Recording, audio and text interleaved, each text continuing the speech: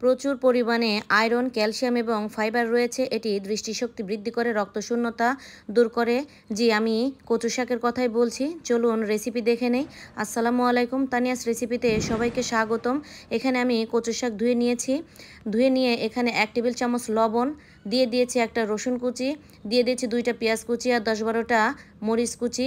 এখন আমি কিছুটা চিংড়ি মাছ বেছে দিয়ে দেব। 1 চামচ হলুদ দিয়ে সেদ্ধ করে নিচ্ছি। খুব ভালো করে সেদ্ধ করে নিতে হবে। এমনভাবে সেদ্ধ করতে হবে যাতে এটার ভিতরে কোনো দানা ভাব না থাকে। এখন আমি ঢাকনা তুলে এখানে 4 টেবিল চামচ আটা, ময়দা বা চালের গুঁড়া গুলিয়ে দিয়ে একটা ডাল ঘুটনির সাহায্যে একদম মিহিন পেস্ট করে নেব।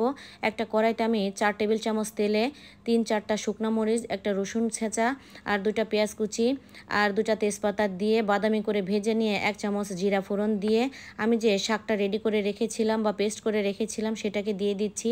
আর এই শাক রান্নাতে অবশ্যই তেলটা একটু বেশি দেওয়ার চেষ্টা করবেন। এখন লবণ চেক করে নামিয়ে নেব। এটা কিন্তু যাদের হিমোগ্লোবিন কম আছে বা আয়রনের সমস্যা তারা এই শাকটা প্রতিদিনই খাওয়ার চেষ্টা করবেন। ভীষণ উপকারী একটা শাক।